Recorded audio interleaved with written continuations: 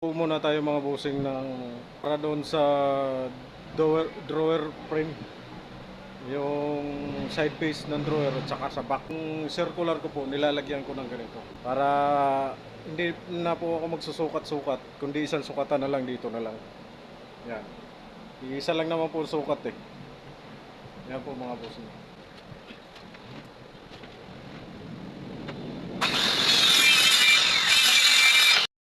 Yung naputol natin mga bossing para doon sa frame ng drawer box. Naunahin po natin putulin yung dalawang frame sa dalawang gilid. So apat po na drawer yan, tagdadalawa, so 8 piraso. Tapos yung sa back, sa likod naman niya, tag-iisa, so apat po ang puputulin natin ganon. Para po sa box drawer niya po mga bossing. Yan. Ito na po, makaputol na po tayo ng isa. Ang gagawin po natin box mga bossing, liitan lang natin ng kunti doon sa lalim ng counter table. So puputulin po natin 49 lang po.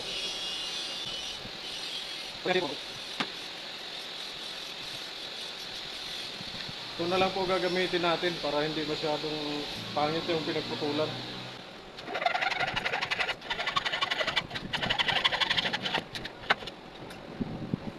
Putulin na lang po muna natin yung video dito mga boss kasi marami. Tsaka na lang ulit pag nagbubuo na tayo ng box. Natabas ko na yung mga yan. Ito na oh. Ito na sila. Lahat na yan. Yan. Ang kulang ko na lang yung pinaka ano na lang, sahig na lang niya. Ito mga ano to eh, heading ng box. Ito mga to. At saka sa likod. Ano ba? Side face, back face. Ganun po mga bossing. Sukat nyo na po kasi mga bossing ng ganito. Pag ganyan. Ganyan po mga boss.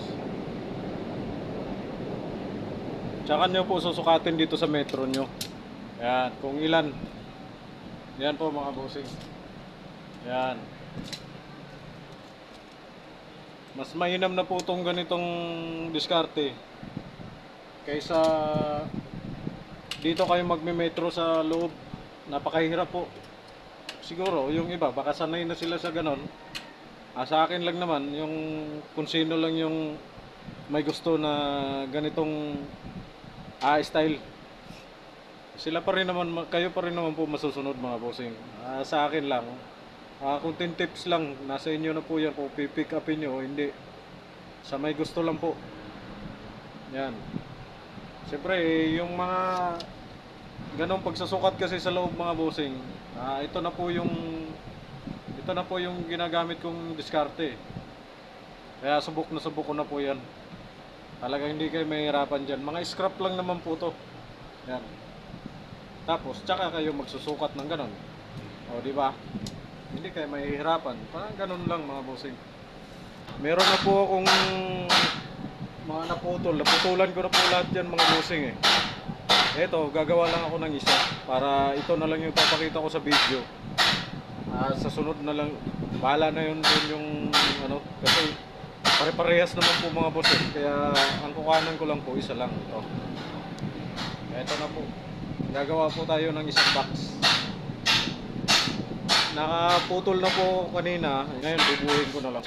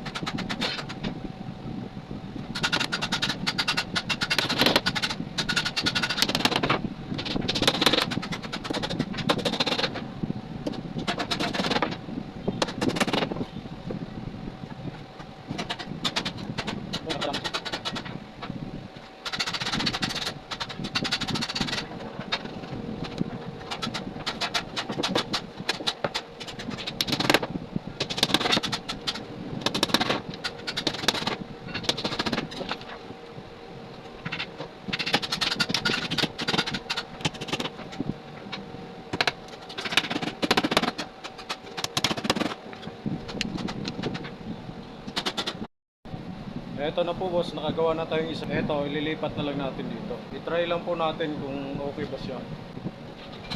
Yan mga boss, smooth lang siya mga bossing. Lilipat na natin dito to. Dahil nag-adjust tayo dito ng 1 cm mga bossing, maglalagay din po tayo ng 1 cm dito. Sa dulo nitong ano na to, drawer guide. Ang gagawin ko na lang mga bossing, kalahati na lang ako nito. Itong dimidya na to. Itong pinaka ano ba tawag na ito? Pinaka-sahig niya.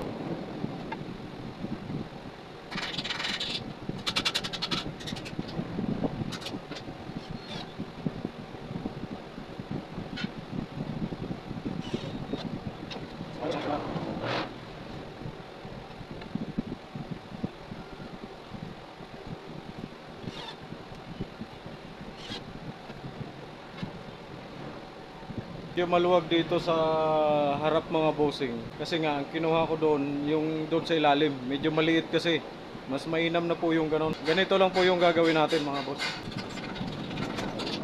Siyempre kailangan nyo rin pong i-check yung dito sa gilid, kung nandito sa gilid yung parehas yung sukat. Dito tayo mag sisikwat ng drawer guide, papaangat natin. Susukatin ko lang mga bossing.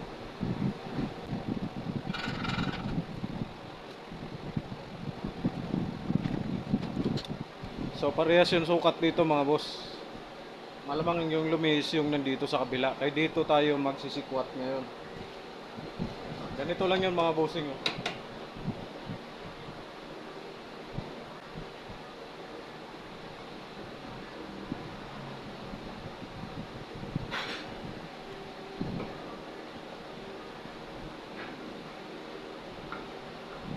Hello.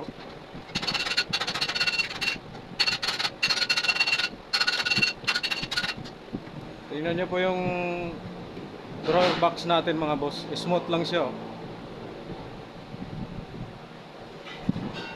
Ganyan lang po yung mga bossing. Tingnan mo. Malambot lang siya.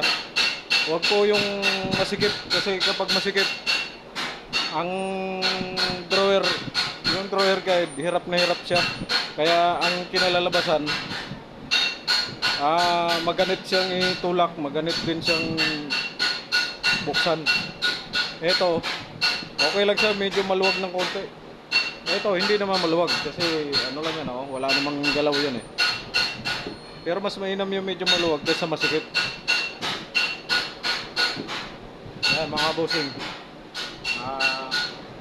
Lalagyan lang natin ng isang, hindi, wala pa po kasi akong ano eh, pantakip eh.